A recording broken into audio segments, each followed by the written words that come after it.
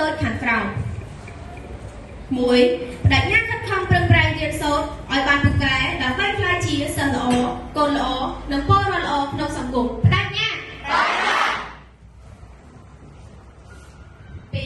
ដិញ្ញាឆ្លៀតពេលពីការសិក្សារៀនសូត្រដើម្បីចូលរួមគ្រប់សកម្មភាពគ្រឹះធម៌របស់កាកបាទក្រហមកម្ពុជាតាមលទ្ធភាពរបស់ខ្លួនឲ្យខានតែបានបដិញ្ញា 3. បដិញ្ញាខិតខំប្រព្រឹត្តល្អ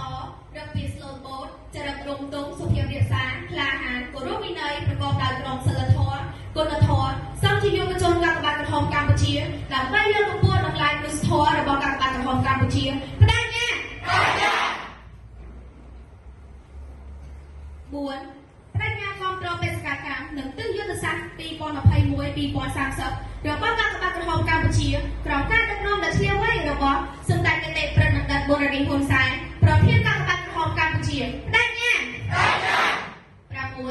ដិញ្ញាបន្តអភិវឌ្ឍសមត្ថភាពរបស់ខ្លួនដើម្បីឆ្លើយតបទៅនឹងការអភិវឌ្ឍរបស់ប្រទេសជាតិបំពេញតម្រូវការការងារក្នុងយុគសម័យសកលភាវូបនីយកម្មនិងសម័យ Digital បដិញ្ញា 7.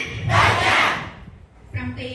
ដិញ្ញាប្រយុទ្ធប្រឆាំងដាច់ខាតការជួញដូរនិងការប្រើប្រាស់គ្រឿងញៀនតាមអនុសាសន៍ដឹកនាំដ៏ពុះពោះរបស់សម្ដេចមហាបវរធិបតីហ៊ុនម៉ាណែតនាយករដ្ឋមន្ត្រីនៃប្រជាណាចក្រកម្ពុជាបដិញ្ញា 8. ប